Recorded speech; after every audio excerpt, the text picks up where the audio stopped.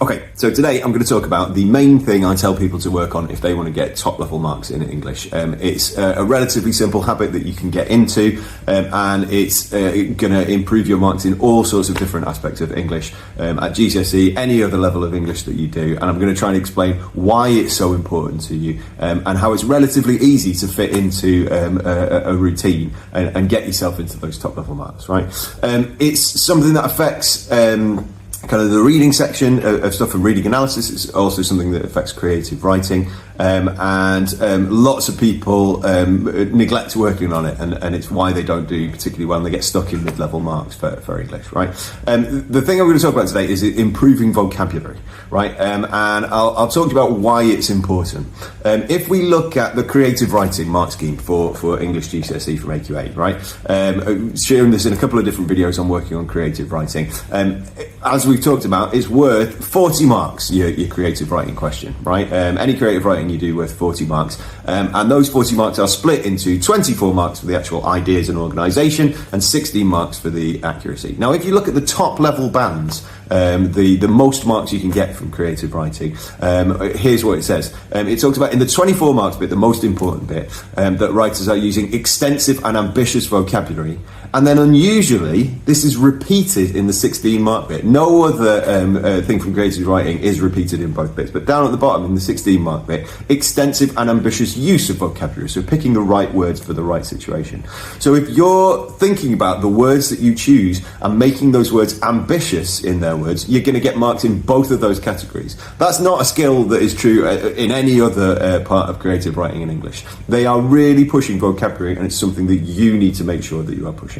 But beyond doing it in creative writing, it's also really going to help you in your reading analysis. And here's why. Again, top level marks, if we look at what they're looking for to get the top level marks in all categories, what they talk about is things being perceptive. Perceptive detailed analysis or perceptive detailed evaluation is what they're going for to get the very top level marks. Now, there are a few different ways you can make things perceptive, but vocabulary is definitely one of them, right? If we look at this sentence from an extract from a GCSE paper, right, it's describing a character called Hartop, and it says, Hartop was driving a thin, angular man, starved-faced, right? Now, you could say from that quotation, Hartop seems quite mean, he seems not kind or, not pleasant. But those bits of vocabulary are going to get you stuck in mid-level marks, right? Because if you say someone's mean, it sort of covers lots of different things. Right? If you make your vocabulary specific and ambitious, then your idea is going to be much more sophisticated. So let's have a look at an example answer on that quotation from the exam board, right? And this is a small section of an example answer. They say, the writer's choice of adjectives to describe Hartop as a thin, angular, starved face suggests both the gaunt appearance of a man who is malnourished and, metaphorically, the hard edges of someone whose character is possibly devoid of generosity or compassion for others, including his family. Now, if we look at the vocabulary choices there, right, it talks about his gaunt appearance. Gaunt means thin, but thin in a way which suggests that you've been suffering or you are, gone through something unpleasant. So that's more sophisticated an idea than just saying he's thin, right? Gaunt, with that ambitious vocabulary, makes the idea more sophisticated, more perceptive. And then it also talks about that he's a character who's devoid of generosity. That's not just unkind. Devoid means he's totally absent, right? He has no generosity in him at all. It's much more extreme. And again, the idea is more sophisticated because the vocabulary that the candidate's chosen here is more ambitious. So that being the case, how do we get more ambitious vocabulary? How do we improve our vocabulary, right? I'm going to give you a few different ways that you could do it, and then one way that you definitely should do it, right?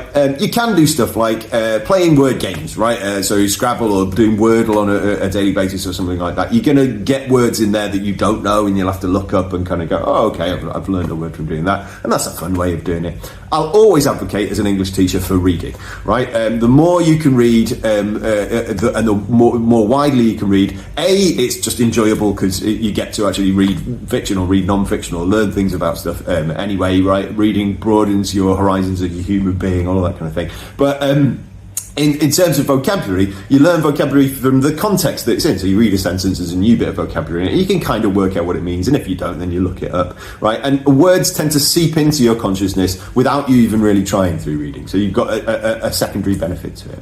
But the most effective way of learning vocabulary is to get into a habit with it, right?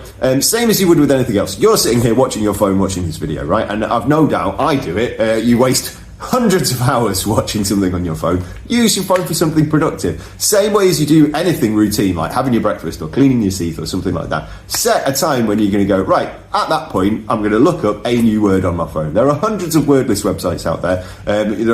You can just Google ambitious words or something like that, right? And there are loads of lists out there. Learn one word every day. If you do that every single day, over the course of a year, you're going to broaden your vocabulary by 365 words. If you do it twice, you're doing it more and more and getting more and more vocabulary. It's going to massively help you in doing better in English.